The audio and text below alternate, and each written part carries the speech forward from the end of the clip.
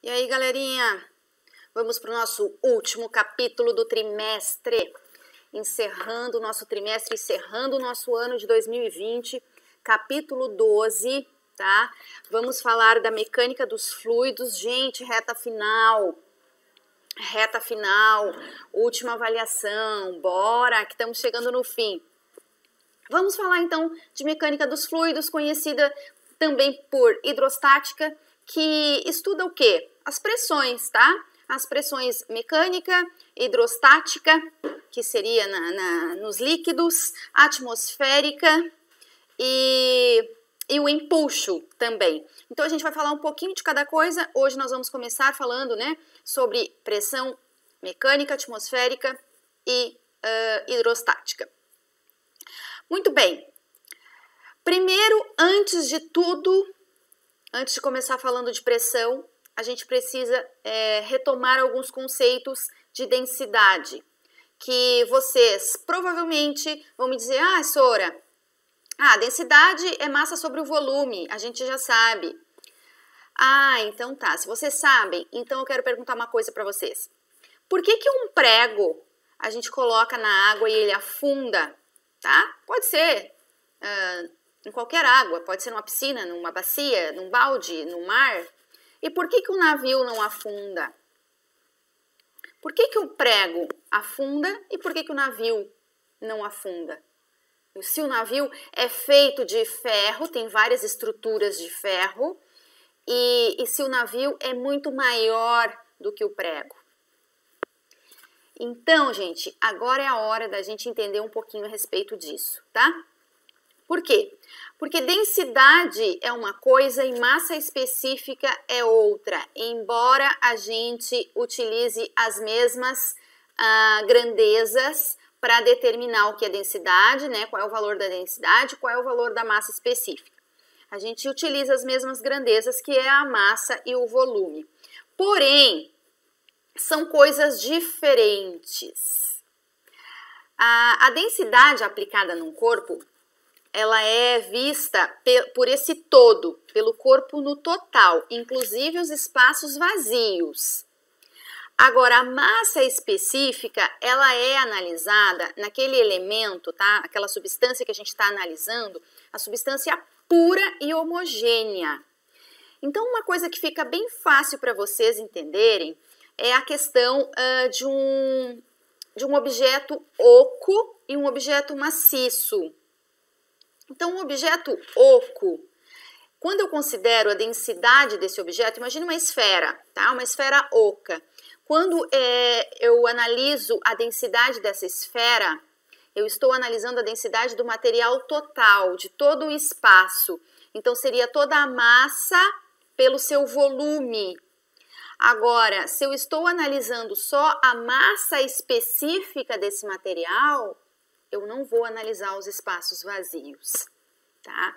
Então, essa a diferença, porque o navio, a gente não considera somente as estruturas, toda essa parte aí, né? Essa parafernália toda que tem no navio, mas a gente considera também os espaços vazios. Então, essa é a diferença, tá, gente? Aqui a gente usa alguns símbolos, mas pode usar o D também para densidade, e a massa específica ela pode ser usada como esse Rho, que é essa letra grega, ou como o Mi, sabe? Aquele que parece um Uzinho assim, que é o Mi. Então, dependendo do autor, vai mudar a simbologia aqui.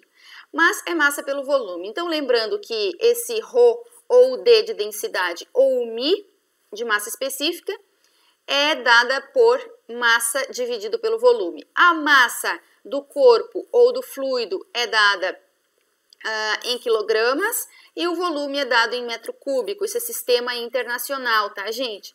Mas cuidado que muitos problemas aparecem a unidade grama por centímetro cúbico para densidade ou para massa específica. Seria quilograma por metro cúbico.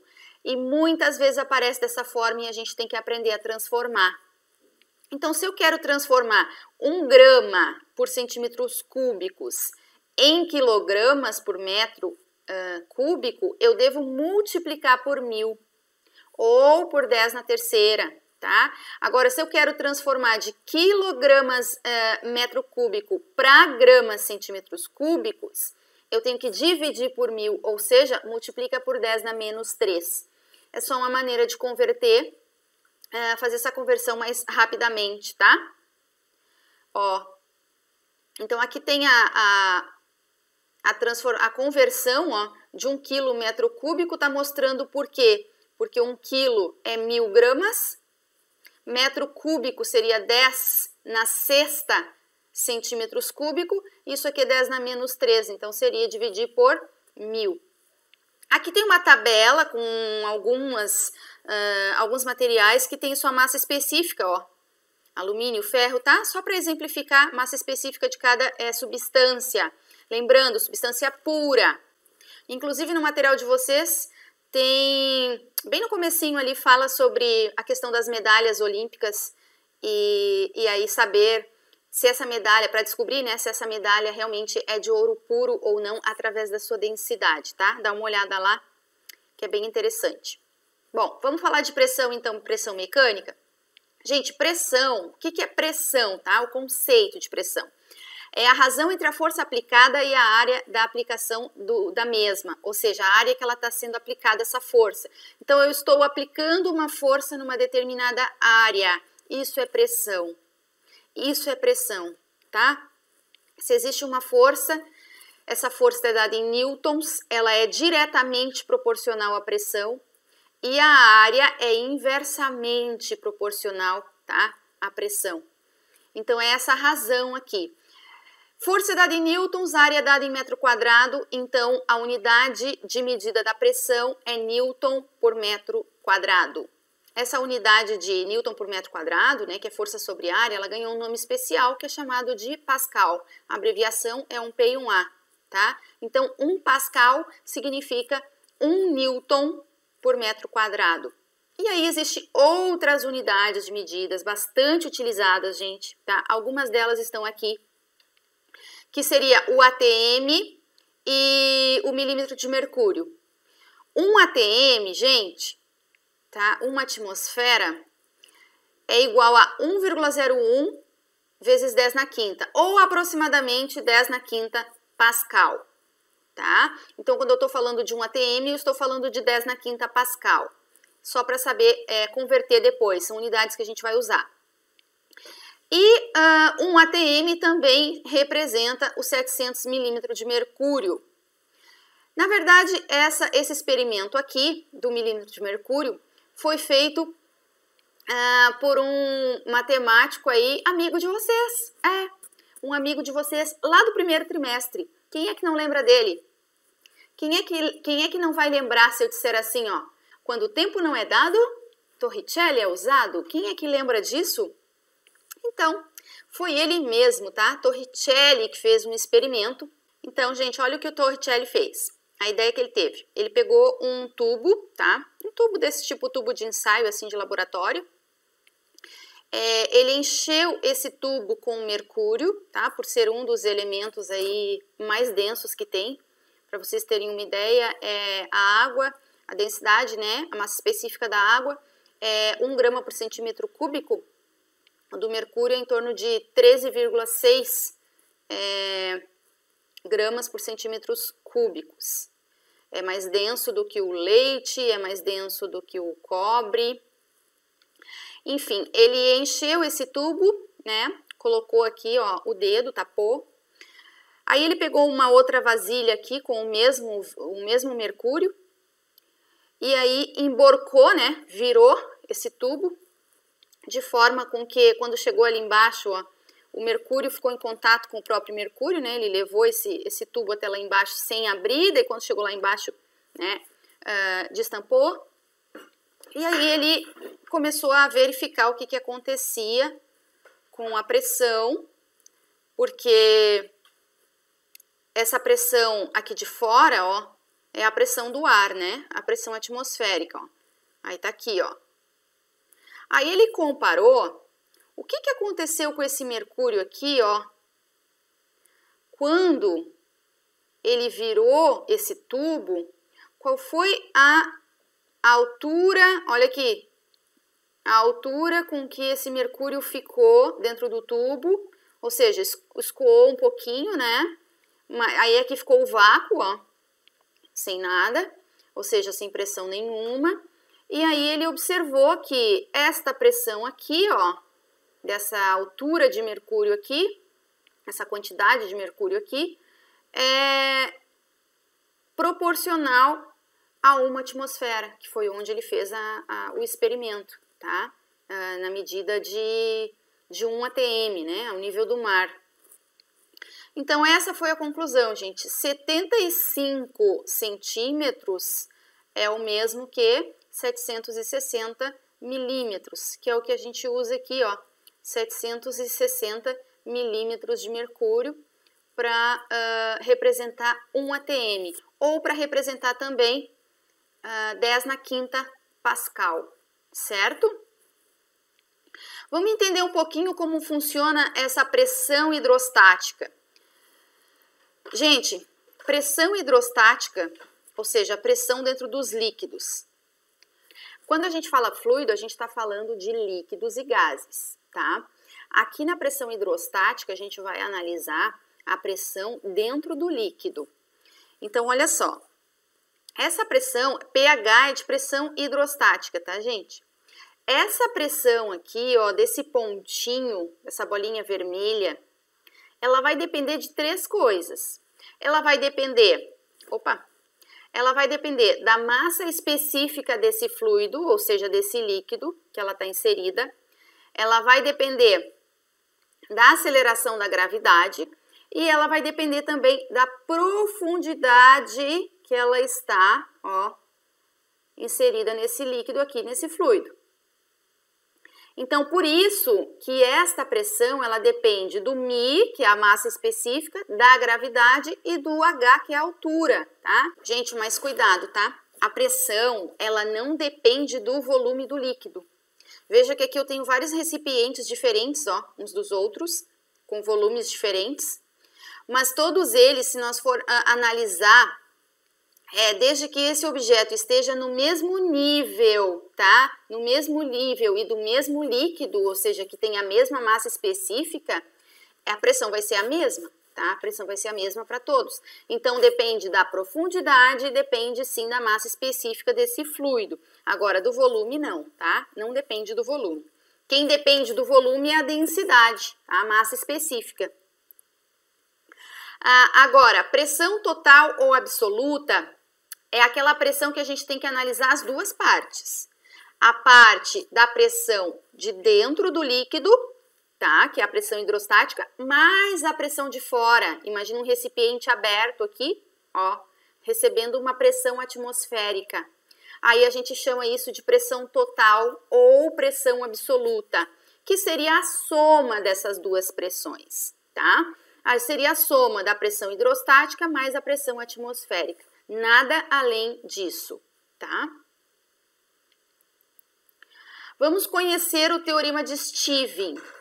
O teorema de Stevin, gente, ele fala o seguinte: a diferença de pressão entre 2 pontos no interior de um líquido é diretamente proporcional ao desnível vertical entre eles em relação à superfície livre de um líquido.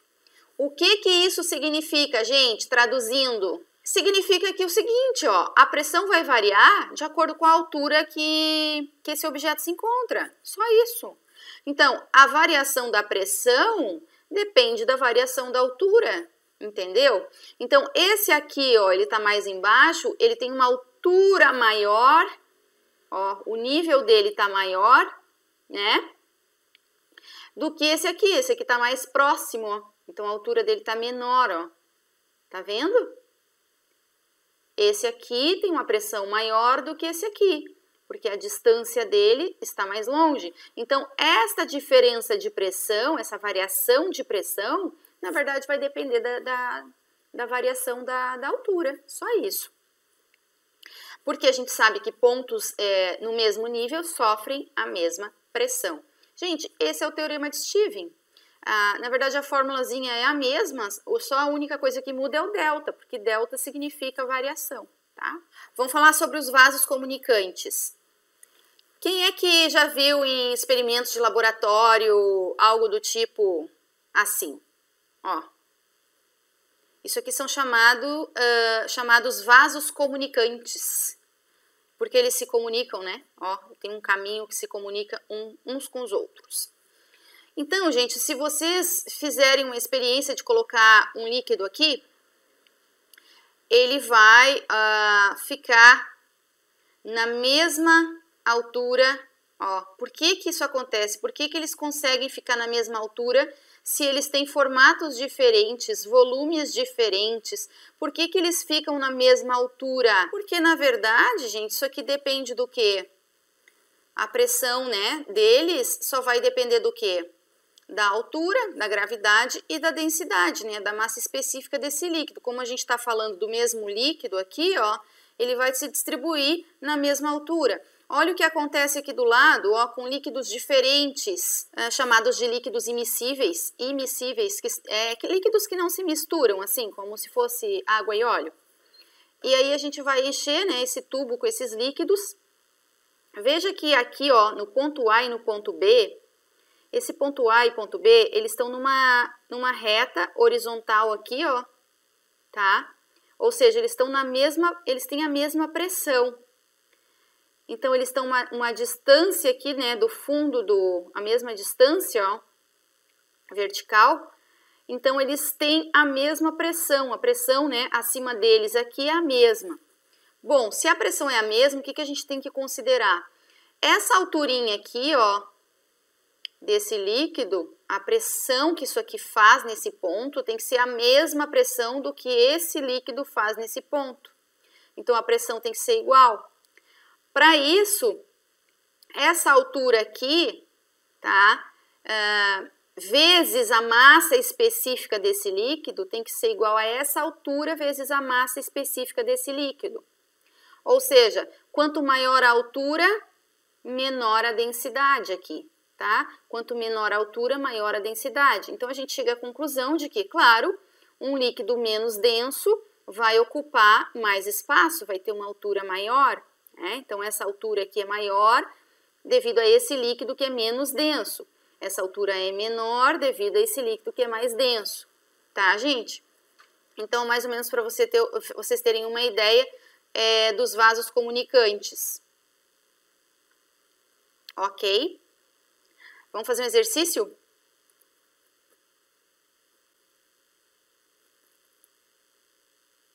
Olha só. Esse exercício vocês têm lá na página 18 do material de vocês. Qual dos recipientes contendo o mesmo líquido apresenta maior pressão no ponto P? Gente, olha... É o mesmo líquido. Então, se eu estou falando do mesmo líquido, eu estou falando de mesma massa específica, tá? Apesar dos recipientes serem diferentes, a gente sabe que o volume não importa para nós. O que que importa? A altura. Bom, se eu analisar o ponto A e o ponto B, ó, eles estão numa reta aqui horizontal. Porém, a altura, ó, de líquido que tem em cima dele é menor do que a altura que tem em cima aqui do B, ó. Agora, aqui no C, esse ponto está mais para cima um pouquinho, então ele está mais próximo do líquido, e esse aqui também está mais próximo do líquido, ó. Então, considerando entre A, B, C e D, qual seria aquele que tem maior pressão? Gente, aquele que tem maior pressão vai ser aquele que está mais longe, né? Da superfície aqui, ó, do líquido. Então, seria a alternativa B, tá? Porque eu estou falando do mesmo líquido aqui. Então, isso é importante, porque aí a densidade para nós é a mesma para todos. Então, é uma coisa a menos para nos preocupar. Então, aí a gente tem que avaliar somente a altura. Tá bom? Então, ficamos por aqui. Essa aula hoje foi basicamente para apresentar aí as teorias e tudo que a gente vai trabalhar neste capítulo. Um beijo da Sora para vocês e até a próxima aula.